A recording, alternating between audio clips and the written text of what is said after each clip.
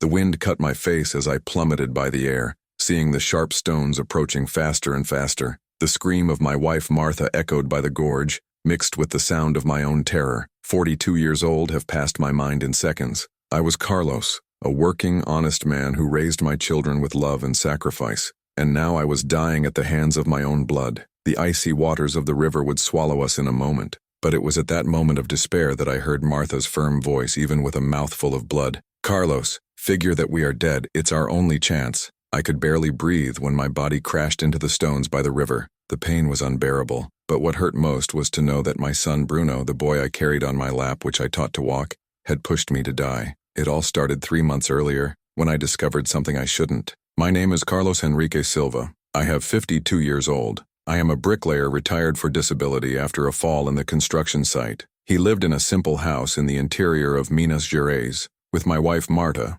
48, a struggling woman who worked as a cleaning lady in family homes. Our children Bruno, 28, and Patricia, 25, have always been our joy. Bruno graduated from business administration, got a good job in a construction company in the city. Patricia married Rodrigo, a man who looked decent and lived 2 hours away. I was proud of my children. I thought it had been a good father. How wrong I was. Bruno has always been ambitious, but after he got a promotion at the company, he started to change. I came home driving different cars, always in expensive clothes, new watch. When I asked where so much money came from, he looked at me with contempt. Father, you don't understand business. I'm no longer that boy the Lord created. I grew up. The most painful change was in the way he treated me. Before, Bruno called me father with love. Then he called me old, with a coldness that cut my soul. Old man, the Lord could stop asking about my life. I'm an adult. Old man, the Lord should not get into what he doesn't understand. Old, you were already useful one day,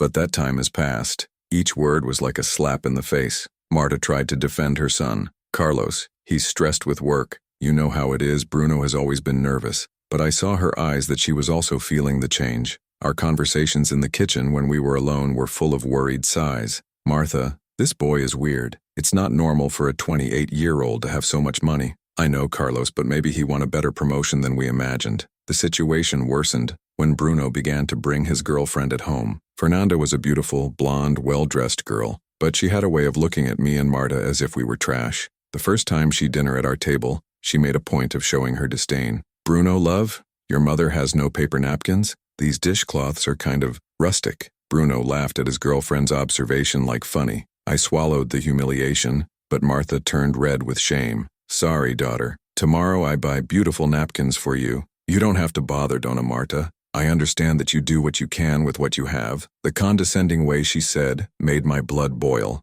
I got up from the table. Look here, young lady. This house can be simple, but it has dignity. If it's not good for you, the door is there. Bruno exploded. Old man, how do you talk to Fernanda like this? She's being polite. Educated? She's despising her mother in our own home. The Lord is getting paranoid, old. Fernanda did nothing wrong. The problem is that the Lord cannot accept that I improved life. Fernanda put her hand on Bruno's arm, with a false expression of understanding. Love, I understand his difficulty. It must be difficult to see his son grow and leave behind certain things. The way she said certain things looking around our simple house was the most hurt humiliation I've ever felt. Bruno did not defend our house, did not defend our dignity. He just shook his head, as if he agreed with her. That night, Martha cried on the pillow. Carlos, I raised this boy with so much love. How can he have become that way? I don't know, Martha, but there's something wrong, very wrong. The drop of water came 2 weeks later. I was tidying up when I heard Bruno talking on the phone, thinking I wasn't listening to.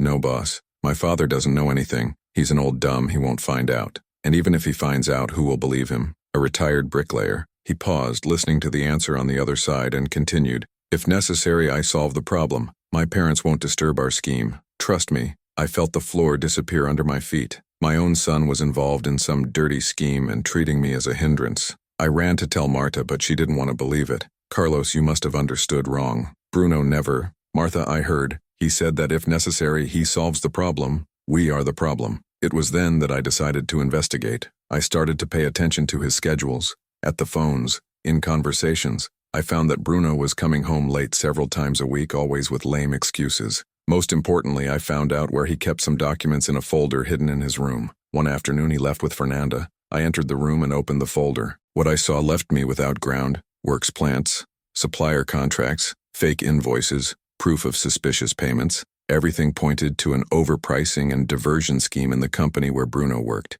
But there was something worse. In the middle of the papers, I found a note in Bruno's letter. Silence witnesses. Permanently solved problem. My hand trembled holding that roll. My son was not just a thief. He was involved in something much more dangerous. When he came home that night, I confronted him. Bruno, we need to talk. What, old? About this folder you hide in your room. His expression changed completely. The eyes were cold, calculating, as if he were evaluating how much danger I represented. Did the Lord move in my things? I'm your father, and I found out you're involved in theft. Bruno gave a cold smile. Old, you don't understand what you are talking about. And you know what is better? You will forget what you have seen. I won't forget anything. I will denounce you. That's when he approached me, staring at me with a coldness that I had never seen before. You won't report anything, because if you do that, you'll find out what I'm capable of. The threat was clear. My own son was threatening me with death. That dawn, Martha and I couldn't sleep. We whisper our anguish. Martha, our son became a criminal, and he wants to shut up. Carlos, we need to get out of here. Let's go to Patricia's house. But when we tried to leave the next day, we found that Bruno had punctured the tires of our old car. The message was clear. We were prisoners in our own home. That's when he appeared with a proposal that seemed generous. Dad, Mother, how about we take a trip? You deserve to know the mountains of the region. I take you on a beautiful ride, with a view to the cliff. Martha and I looked at each other. After the threats, that sudden kindness could only mean one thing. He wanted to take us to an isolated place. But we had no choice. If we refused, it would be even more suspicious. On the way to the mountains, Bruno drove humming, like a normal ride. Fernanda was in the front seat, stirring on her cell phone. Martha tightened my hand on the back seat, and I knew she was thinking the same thing as me. Maybe that was our last trip. When we arrived at the cliff, the view was really beautiful, but I felt the danger in the air. Bruno got out of the car and said, "Come here, Dad. Let's take a beautiful picture on the edge of the cliff." When Martha and I approached the edge, I heard the sound of his steps from behind. I turned quickly and saw his eyes. There was no trace of the boy I had created. There was only one killer. Bruno. No, but it was late. He pushed me and Martha with full force. The last sound I heard before the fall was Fernanda's laugh. And now, wounded and bloody on the edge of that cold river, pretending to be dead as Martha had suggested, I knew that our only chance to survive was to make my son believe that he had killed us. But what Bruno didn't know is that, before leaving home, I had hidden copies of those documents in a place he would never imagine to look. The icy waters of the river kept my self-conscious, even with the searing pain in the broken ribs. Marta was a few meters away, also pretending to be dead, but I could see that she breathed slowly. The sound of Bruno's footsteps echoed up there at the top of the cliff. "Fernanda, they died. Problem solved." My son's voice arrived distorted by the echo, but I could hear every word that cut my soul like a knife. "Are you sure, love? Wouldn't it be better to go down and check?" "No need. This time is deadly. And look, they're not even moving." Fernanda gave a cold laugh. "Your parents were really a problem. Glad you solved it before they could disturb our plans. Now no one will find out about the company scheme, and the inheritance of their house is all for me." Listening to it gave me more angry than physical pain. My own son had killed me for money, by the inheritance of a simple house that I had built brick by brick with my own hands. After I heard the noise of the car moving away, I waited more 20 minutes before moving. Martha did the same thing. When we finally managed to drag ourselves to the riverbank, she was shaking with cold and shock. "Carlos, he really tried to kill us." "I know, Martha. Our own son. We managed to host ourselves in a small cave on the stones. I had broken 2 ribs and Martha had my arm injured, but we were alive. And most importantly, Bruno believed we were dead." "Marta, now I understand why my mother always said, 'Created son, folded work.'" She looked at me with tears full of tears. "Carlos, where did we go wrong? Remember when Bruno was small? And it was at that moment, wounded and hidden in a cave, that the sweetest memories of my life came as heat in the chest. I remembered the day Bruno was born. I was 24, worked as a bricklayer, earned a miserable salary, but when the doctor put that boy in my arms, I felt a happiness I had never experienced before. Marta, this boy will have everything I didn't have. He will study, he will be a doctor, he will have a dignified life, and I fulfilled this promise. I worked from sun to sun, sometimes on 2 jobs. I remembered the mornings that I woke up at 5 in the matina to make a lunchbox for Bruno to take to school. I remembered the Sundays that I worked as a watchman to pay his school supplies. When Bruno turned 7, he asked me for a bike. I had no money, but I couldn't deny it. I sold my only good tool, a drill that I had won from a boss, and bought a used bike. I painted her in blue, his favorite color. "Dad," It's the most beautiful bike in the world. He hugged me so hard that day that I cried with emotion. I thought, for that smile, I see everything I have. I remembered the weekends that Bruno asked me to teach him how to play ball. Even tired after a whole week of heavy work, I went to the yard with him. My left leg was already hurt because of an injury at work, but I pretended to be well not to disappoint my son. Dad, when I grow up, I'm going to buy a big house for us. You won't have to work anymore. These words were recorded in my heart for years. When Bruno turned 15, he wanted to have a party. We didn't have money for a big party, but Martha and I did the impossible. I worked 2 extra weeks. Marta took sewing work until late at night. We bought soda, snacks, hired a DJ. Bruno was so happy that he called me in front of all friends. Guys, I want you to know my father. He's the most hardworking guy in the world. When I grow up, I want to be like him. At that time, I was my son's hero. Today, I was a hindrance he had tried to kill. The most proud day of my life was when Bruno graduated from high school. I was in the audience, with my most beautiful suit, which I had bought used in a thrift store, watching my son receive the diploma. When they called his name, I shouted, "This is my son, Carlos Bruno Silva." Some parents laughed at me, but I didn't care. That was my moment of glory. After graduation, Bruno hugged me. "Father, the Lord was my first teacher. All I achieve in life is thanks to the Lord." How those words seem to lie now. When Bruno managed to enter college with a scholarship, I cried for joy. I remembered every sacrifice I made for him to get there. The times I ate only bread with margarine at dinner to leave food for him. The times I went to work sick because I couldn't lose the day and compromise the monthly tuition money he wanted to do later. During the 4 years of college, Bruno called me every weekend. "Father, how are things there? Are you taking care of yourself?" "I'm fine, my son." It concentrates on the studies that everything is right here, even when it wasn't right, even when I had difficulty paying the bills. I never wanted him to know why I didn't want him to worry about his studies. When Bruno graduated from administration, I was there again. This time, when he received the diploma, he called me on stage. "I want to dedicate this graduation to the most important man of my life, my father, Carlos Silva. Father, the Lord realized the dream he could not realize. I am graduated thanks to the Lord." The audience applauded, and I cried like a child. That was the happiest day of my life. In the early years after college, Bruno continued to be affectionate. He got his job at the construction company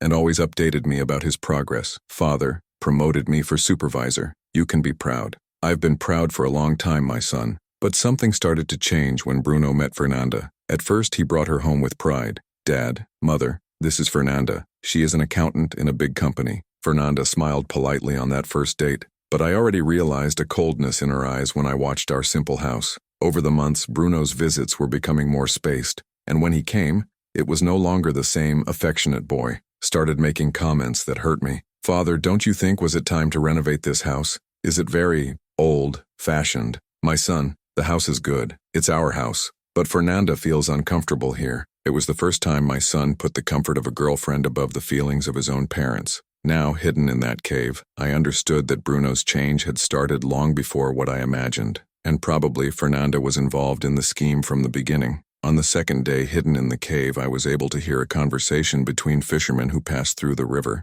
"Did you know about the accident? They say a couple fell from the cliff yesterday. Did it fall or pushed? The police are investigating, but their son filed a disappearance complaint. It seems a very worried boy." Bruno had registered our disappearance. What a cynical. He was playing the role of worried child as he knew exactly where our bodies were. "Martha, we need to go back to town without anyone seeing us. I have a plan." "What plan, Carlos?" "Remember I said I hid copies of those documents? I hid at Dona Rosa's house. Our neighbor. She doesn't even know what it is. I asked me to keep her mother's old recipes in a metal box, and I mixed the documents in the middle." Marta looked at me with admiration. "You have always been smart, Carlos. Now we need to get there and take these proofs." But unaware, for 3 days we walked through the mountains trails feeding on wild fruits and river water. We arrived in the city of Dawn. From the back of our neighborhood, the first thing we saw was our home. There was a police car in front and some neighbors talking. Bruno was there doing the Desperate Son Theater. My parents went out for a walk and they didn't come back. "I'm very worried, Delegate."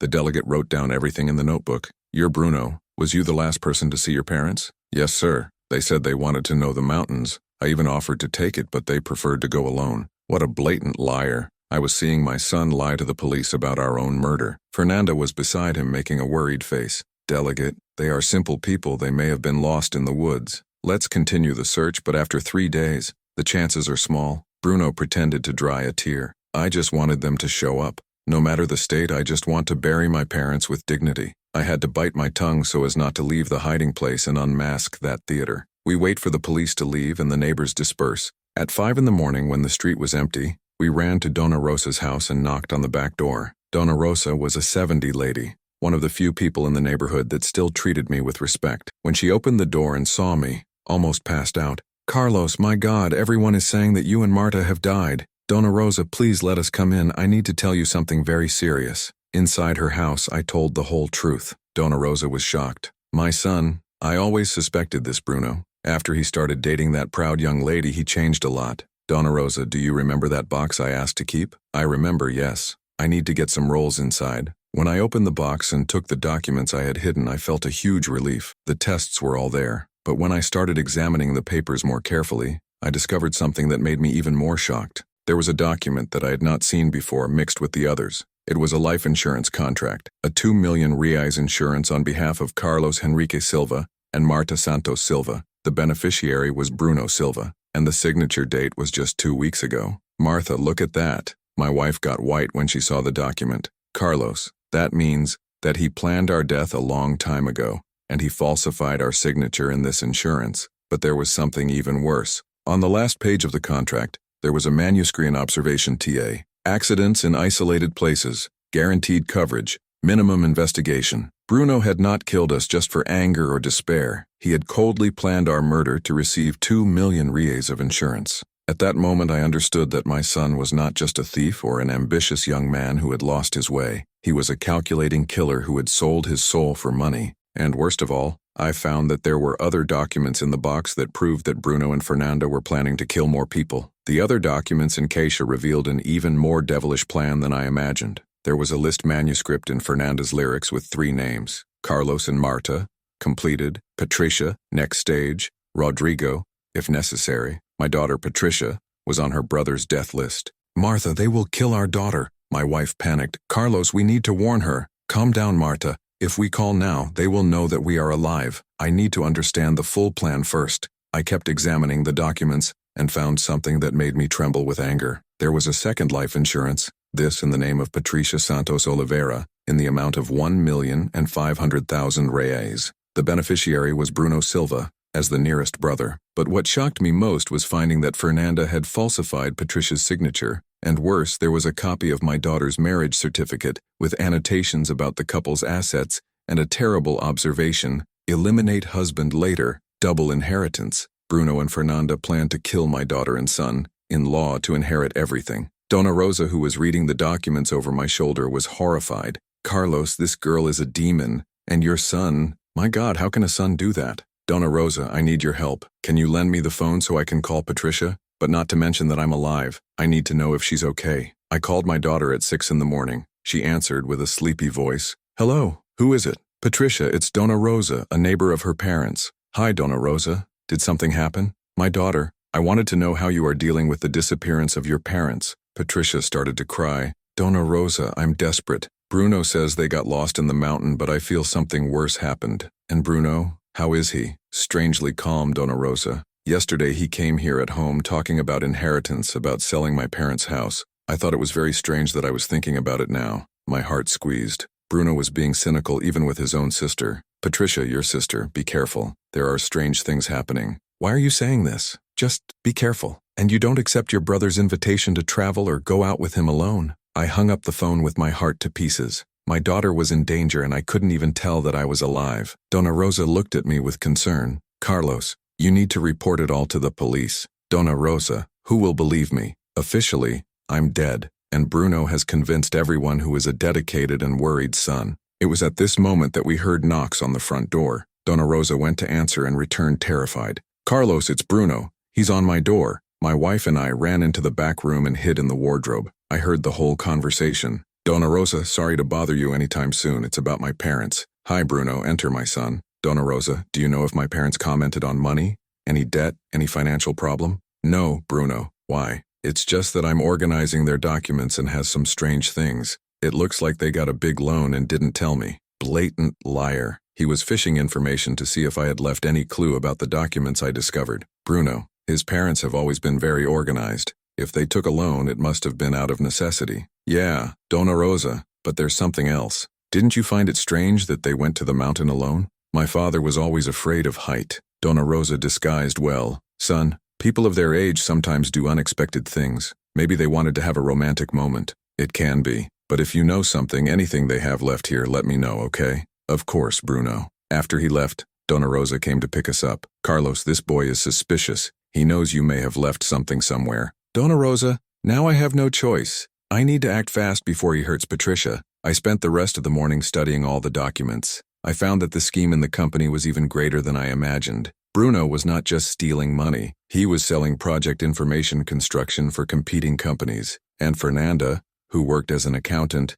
was launching the money through ghost companies. Even more serious, I found printed emails that proved that they had sabotaged a public work. A school that should be built with quality material received lower material, and the difference in price was pocketed by them. Martha, they are not just killers. They are criminals who put children's lives at risk. Carlos, this school, isn't that one that collapsed last month? I remembered, had left in the local newspaper. A newly created school had part of the roof collapsed during a class. Miraculously, there were no dead, but several children were injured. My son was responsible for this. At that moment, I decided that it was not enough just to save Patricia. I needed to expose Bruno and Fernanda for all the crimes they committed. But first, I needed an ally, someone who could help me officially. I remembered the delegate Antonio, a righteous man I met years ago when he was still a researcher. His son had studied with Bruno, and he always treated me with respect. If anyone could help me, it was him. Dona Rosa offered to make the contact. Carlos, I know the wife of the delegate Antonio to church.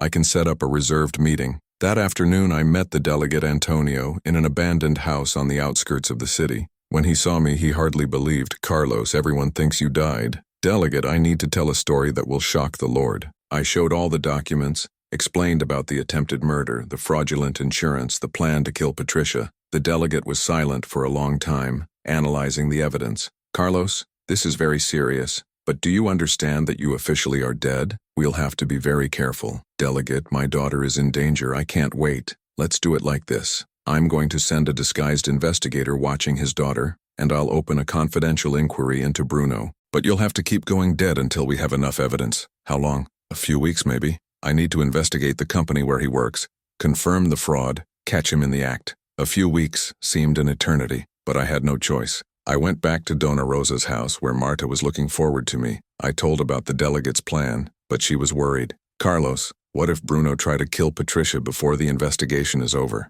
Unfortunately, Marta's concern was justified. The next day, Dona Rosa intercepted a call that Bruno made to Patricia. Patricia, sister, how about you and Rodrigo come to spend the weekend here? I have a surprise to you. What kind of surprise, Bruno? You'll like it, and you take the opportunity to help me organize our parents' things. I don't know, Bruno. I'm very sad yet. Sister, we need to be united in this difficult time, and Fernanda is preparing that lunch you love. Patricia accepted the invitation. Bruno's plan was in motion. I ran to the meeting point with the delegate Antonio. Delegate, you can no longer wait. Bruno invited my daughter to the weekend. He will try to kill her. Carlos, calm down. I'll put a discreet surveillance team in his house. What if it doesn't give time? It will give time. Trust me. But on Friday night, I received a call that froze my blood. It was Patricia, calling in despair of Bruno's house. Dona Rosa, help me. Patricia, it's me, daughter. Dona Rosa pretended to be herself. Dona Rosa, something is very wrong here. Bruno put something in my drink.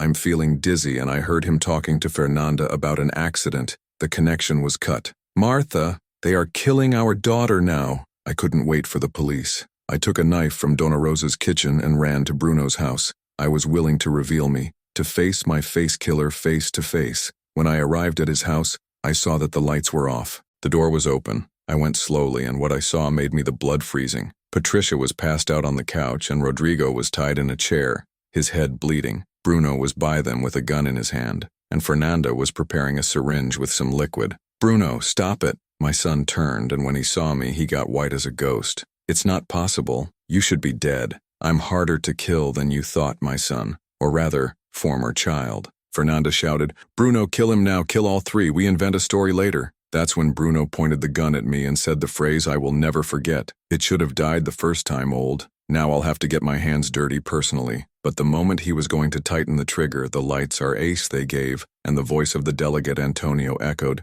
Police! "Release the gun, Bruno." The house was surrounded. But Bruno, desperate and crazy, did something that I never imagined I was able. He grabbed Patricia unconscious and leaned the gun on her head. "If someone moves, I kill my sister." Bruno had the gun against Patricia's head, his eyes completely crazy. My son had become a monster, and now I was willing to kill his own sister in front of me. "Bruno, let her. She's your sister." "Shut up, old. You should have died on the cliff. Now because of you, everything was complicated." Delegate Antonio tried to negotiate. "Bruno, download this gun. Let's talk." "There is no conversation. You'll let me and Fernanda leave here or I burst my sister's brains." Fernanda was leaning against the wall, tremendous, but still trying to manipulate the situation. "Bruno, love, kills them all. There is no return anymore." It was at that moment of despair that I remembered my mother's words. "Son, when everything seems lost, remember that true love always overcomes hatred." And that's when I had an idea. "Bruno, before you tighten this trigger, let me show you something." "What, old? Want to beg for life?" "No, I want to show you who you really were before I became it." I took a crumpled picture that I always carried in my wallet. It was a photo of his graduation day when he called me on stage and said I was the most important man in his life. "Remember this picture, Bruno? Remember what you told me that day?" For a second, I saw something different in his eyes, a twinge of humanity, as if the boy I created still existed inside. "Stop it, old. You said everything you conquered in life would be thanks to me. I said I was your hero. That was a long time ago." "It wasn't so long, my son, and that boy still exists inside you." Fernanda realized that I was able to mess with him and shouted, "Bruno, don't listen to this old man. He's trying to manipulate you." But I continued, "Bruno, remember when you were little and had a nightmare? You ran to my room and I hugged you until you sleep. Remember I sang that song for you?" And I started to sing softly the lullaby that I sang to him as a child. "Sleep, my boy, that daddy is here. Sleeps quiet, who won't leave." The gun in his hand began to tremble. Tears appeared in Bruno's eyes and I realized he was fighting himself. "Stop. To that. I love you, Bruno. Even after everything you did, I love you, because you're my son." That's when what I expected the least happened. Bruno started to cry like a child and lowered the gun. Dad, I didn't want to have turned it." Fernanda was furious. "Bruno, for God's sake, you're a weak." She ran toward the gun Bruno had downloaded, trying to get her, but the delegate was faster and knocked her to the floor. Bruno collapsed, dropping Patricia and kneeling on the floor. "Dad," was Fernanda. "She who convinced me. She planned everything," Fernanda shouted while she was handcuffed. "Liar! It was you who wanted to kill your parents for money. I only helped you." "No, it was you who falsified the insurance. You who said they were going to disturb our plans." As the two accused themselves, I ran to help Patricia, who was starting to wake up. Rodrigo was also recovering. Thank God they were alive. Delegate Antonio approached me. "Carlos, I need the Lord to come to the police station to give formal testimony. With the evidence that the Lord brought and this confession, we will be able to close the case." At the police station, the whole truth came to light. The documents I had hidden at Dona Rosa's house were critical to proving the corruption scheme in the company. The delegate also found that Bruno and Fernanda were responsible for other crimes other than the attempted murder. "Carlos, they diverted more than 3 million reais in public works. That school that collapsed was only the beginning. There were 3 more buildings with planned lower material. But the public exposure I wanted most had not yet happened. I needed the whole city to know who Bruno and Fernanda really were. That's when Delegate Antonio gave me a unique opportunity. "Carlos, tomorrow we'll have a press conference about the case. Several TV stations will be present. Do you like to say?" "I would like it very much, Delegate." The next day I found myself in front of several cameras, reporters, and curious. It was time to tell my story to the world. My name is Carlos Enrique Silva. I'm 52 years old. I'm a retired bricklayer, and I'm here today to tell how my own son tried to murder me for money. The silence in the room was total. Everyone was shocked by my first RA phrase. 3 days ago, everyone thought my wife and I had died in a cliff accident, but it wasn't an accident. We were pushed by our son Bruno and his girlfriend, Fernanda. I told the whole story. The corruption scheme, the fraudulent insurance, the plan to kill Patricia. I showed all the documents to the cameras. This boy you see here handcuffed is no longer the son I raised. I worked all my life. I made every possible sacrifice to giving him education and dignity, and he returned trying to kill me by inheritance. A reporter asked, "Mr. Carlos, how do you feel about Bruno now?" This question caught me off guard. I looked at Bruno, who was being taken handcuffed by the police. He looked at me with eyes full of regret. "You know, boy, I feel a chest pain that doesn't pass, because as much as he tried to kill me, he's still my son. It's still the boy I taught to ride a bike." The whole room was thrilled. Several people started to cry. But I also feel relief, because the truth has surfaced, and other families won't go through what I went through. Another reporter asked, "Do you forgive your son?" This question made me reflect for a few seconds. Look, girl, forgiving doesn't mean forgetting. Forgiving doesn't mean letting go unpunished. I forgive the boy I created, but this man who tried to kill me needs to pay for the consequences of his acts. Fernanda, who was also being taken by the police, shouted toward me, "You're old ridiculous. You ruined our life." I stared at her firmly. "Little girl, who ruined your life yourself." I just brought the truth out. After the press conference, I was sought by several people, neighbors who greeted me, unknown people who gave me support. But the conversation that most moved me was with a mother who approached me. "You're Carlos. I saw the interview on TV. I have a 25-year-old son who is starting to treat me badly as well. After hearing his story, I will pay more attention to the signs. Lady, don't let the situation come where you arrived with me. Talk to your child, seek help, because child who doesn't respect parents can do anything." In the following days, the case gained national repercussion. Newspapers, magazines, TV shows. Everyone wanted to know more about the bricklayer who was pushed from the cliff by his own son. But what made me happier was the result of the investigation of the company where Bruno worked. They found that there was a much larger scheme, involving other employees and even local politicians. Several people were arrested. The mayor of the city went to me personally. "So Carlos, because of his courage to denounce, we discovered a scheme that was hurting our entire city. That hospital being built with bad material was also embargoed. Mayor, I just did what any father would do. I protected my family and my community. The Lord saved lives, his Carlos. That hospital could have collapsed and killed dozens of people. 2 weeks later, I received the news that I was waiting. Bruno was sentenced to 15 years in prison for attempted murder, estelionato, gang formation, and corruption. Fernanda took 12 years for the same crimes. On the day of the sentence, I went to court. When the judge read the conviction, Bruno looked at me from afar. There was no more angry in his eyes, just sadness. After the audience, he asked to talk to me. The police left, but he was handcuffed. "Dad, I wanted to apologize." "Bruno, your excuses won't erase what you did." "I know, Father, but I wanted the Lord to know that I remember everything the Lord has done for me, and I regret every second of this madness." I looked at that handcuffed boy, who was one day my pride, and I felt a mixture of pity and disappointment. "Bruno, you're going to be 15 in jail to think about what you did. Use this time to rediscover yourself, to find the boy you were before you turn it over." "The Lord, will you visit me?" This question squeezed my heart. It was difficult. "I don't know, Bruno. I need time to heal the wounds you have caused." He lowered his head. "I understand, Father." When I left the court, I found Patricia and Rodrigo waiting for me. My daughter hugged me, crying, "Dad, sorry for not realizing that Bruno was changed. Sorry for not believing in his suspicions. Daughter, you are not to blame for anything. No one imagines that a brother can become a killer. Father, the Lord saved our lives. If it weren't for the Lord, Rodrigo and I would be dead." Rodrigo also thanked me. "You're Carlos, you are a hero, and I'll treat Patricia like a queen for the rest of her life because I know how important family is." That night, at home with Martha, we finally managed to have peace. We sit on the porch, Toman give a coffee, looking at the quiet street of our neighborhood.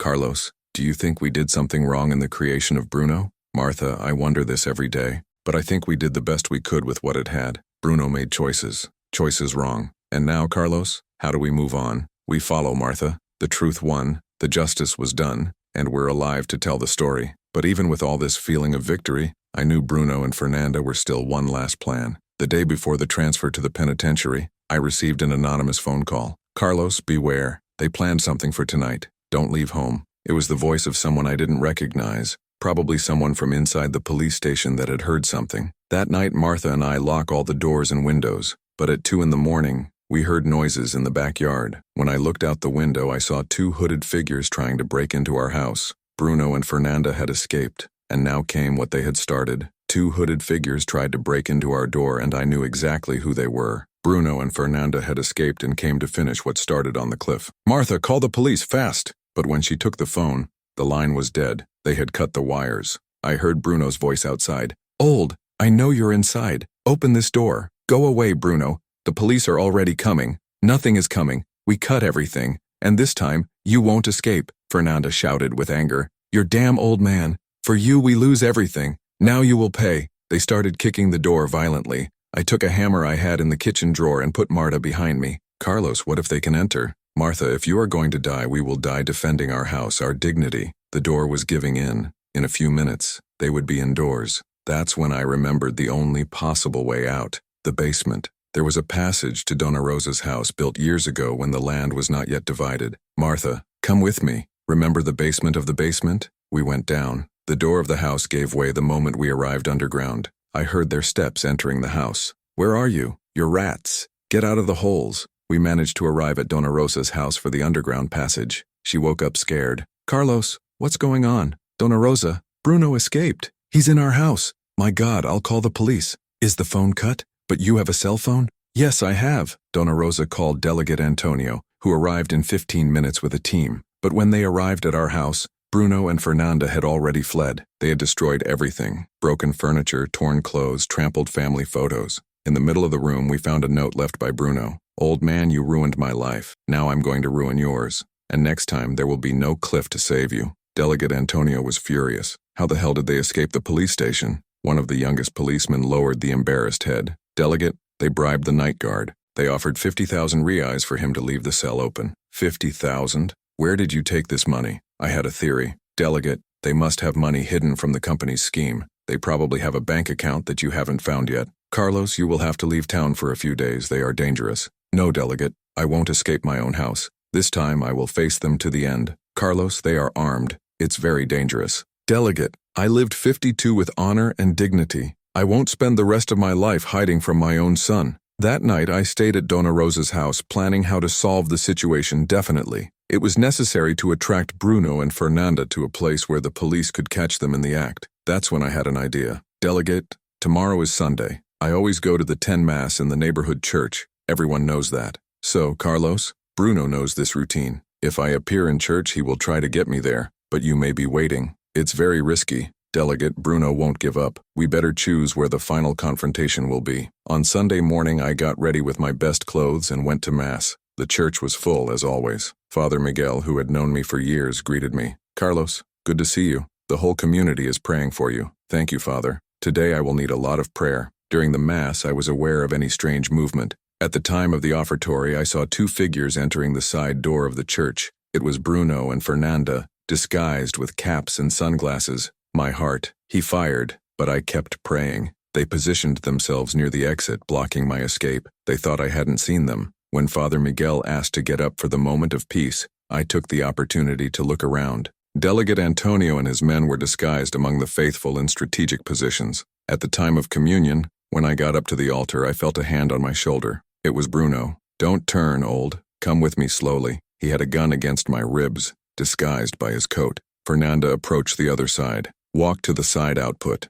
Slowly, without drawing attention, we walked toward the door. The people around did not realize what was happening. When we arrived outside the church, Bruno pushed me against the wall. Now, old, there's no Cliff here, but a bullet on her head solves the same problem. Bruno, this is a church, a sacred place. Are you going to stain your hands with blood in God's house? God didn't help me when you denounced me, now it's each one for you. Fernanda was nervous. Stop talking and kill him soon. It was at this moment that Father Miguel left the church and saw us. Bruno, what are you doing here? Carlos, is everything okay? Bruno pointed the gun at the priest. Come back, Father. This is not with the Lord. Father Miguel, a brave man of 60, put himself between me and my son. Bruno, I baptized you when you were a baby. I gave you the first communion. You won't commit this sin. Get out the front, Father. No. If you want to hurt your father, you'll have to go over me first. Father Miguel's courage thrilled me. That man was willing to die to protect me. Bruno was confused. I think I didn't expect to find so strong moral resistance. Father, the Lord doesn't understand. This old man ruined my life. Bruno, my son, who ruined his life was yourself, with his wrong choices.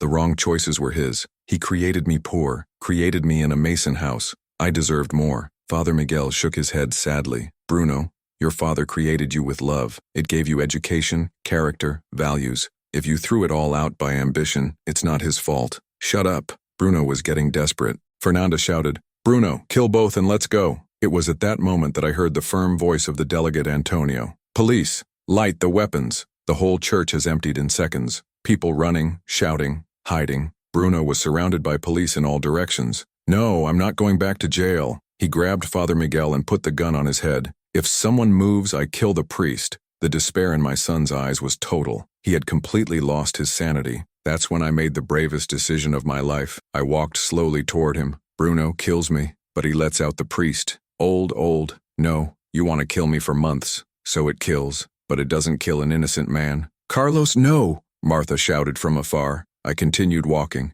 Bruno, look in my eyes. I'm still your father, and one father protects others, even from their own children. When I arrived very close to him, I said softly, "Son, you still have a chance to do the right thing. Loose the priest. It kills me if you want, but it doesn't become a killer of innocent men." Bruno looked at me in the eye, and for a second I saw the boy I raised. Tears went down his face. "Dad, I didn't want to have turned it. I know, my son, but there is still time to stop." He lowered the gun and released Father Miguel. Immediately the police dominated and handled him. Fernanda, seeing that everything was lost, tried to run but was also captured. When Bruno was being placed in the police car, he shouted toward me, "Father, forgive me. Forgive me, Father." I walked to the car and looked at him through the grid. "Bruno, I forgive you, but you'll have to live with the consequences of your choices." "I know, Dad. I know." Fernanda, in the other car, still shouted injuries. "You don't know who you're moving. I have expensive lawyers. I'm going out in a short time." But she was wrong. Delegate Antonio had discovered all their bank accounts hidden.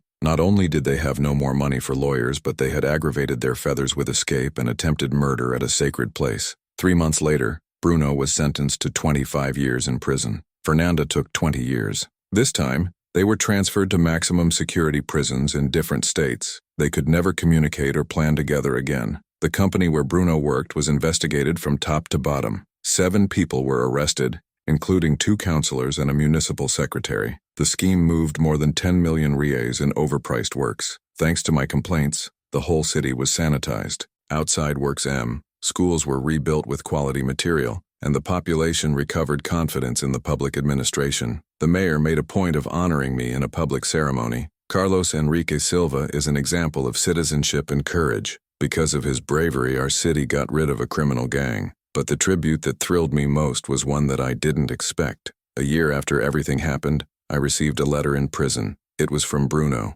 "Dad, I know I don't deserve your forgiveness, but I wanted you to know that I'm doing therapy here in jail. I'm trying to understand how I became such a bad person. Every day I remember the sacrifices you made for me. Every day I regret throwing away the love I received. If you want to visit me, I would be very happy, but I understand if you don't." I showed the letter to Marta. "Carlos, what are you going to do?" "I'll visit him." "He is sure?" "Martha, he is still my son, and if there is a chance, however small, that he recover, I will support." I started visiting Bruno once a month. In the first visits, he cried a lot, apologizing constantly. Over time, I began to see genuine changes in it. "Dad, here in jail I met other prisoners who also betrayed families. We all have the same pain. We lose the love of the most important people. Bruno, it's not too late to rebuild. It will take time, it will be difficult, but it is not impossible. Do you really forgive me, Father?" "Forgive you, my son, but forgiveness does not erase the consequences. You will serve your sentence, but when you leave, if you want to be a better person, I will be here." Patricia, at first, didn't even want to hear about forgiving her brother. "Dad, he tried to kill me. How can I forgive that?" "Daughter, forgiving is not to forget. To forgive is to break free from the weight of hatred. Bruno will pay for his crimes, but you don't have to carry anger at the rest of your life." It took 2 years, but Patricia ended up accompanying me on a visit. Her meeting with Bruno was exciting. "Sister, I know you will never be able to forgive me, but I want you to know that I hate myself every day for doing what I did." Patricia cried, "Bruno, you destroyed my family confidence, but I'm here because our father taught me that love is stronger than hatred." Today, 3 years after all that happened, our life has again had peace. Martha and I renovated the house with the compensation we received from the state for the damage suffered. Patricia and Rodrigo gave us a beautiful grandson, which is the joy of our life. Bruno is still 22 years in jail ahead, but in our conversations, I see that he is becoming a better person.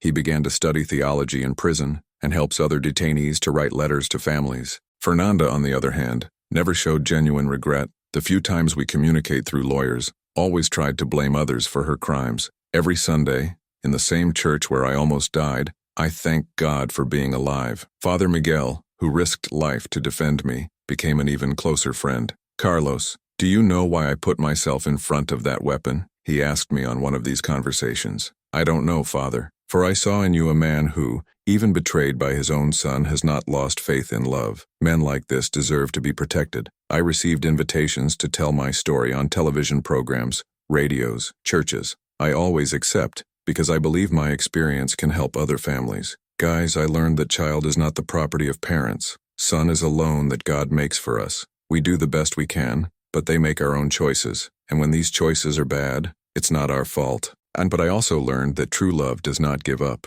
Even when the sun pushes you from a cliff, Father's love does not die. It may be injured, it may need time to heal, but it does not die. The most important lesson that I bring about this whole experience is about forgiveness. Forgiving does not mean accepting what they did to you. Forgiving does not mean not seeking justice. Forgiving means freeing yourself from the weight of hatred and giving love a chance to grow back. Bruno committed terrible crimes. He deserved the prison and will serve his sentence in full. But he is also a human being who can change. And as long as there is a spark of possibility of redemption, I will believe him. Today, at 55, I am a man in peace. I have the love of my wife, the affection of my daughter, the joy of my grandson, and the friendship of good people like Dona Rosa and Father Miguel. When people ask me if I regret having denounced my own son, I always answer the same thing. I don't regret it, because a real father doesn't let his son get lost in crime. A real father does what is right, even when it hurts. And if you who are listening to me are going through a similar situation,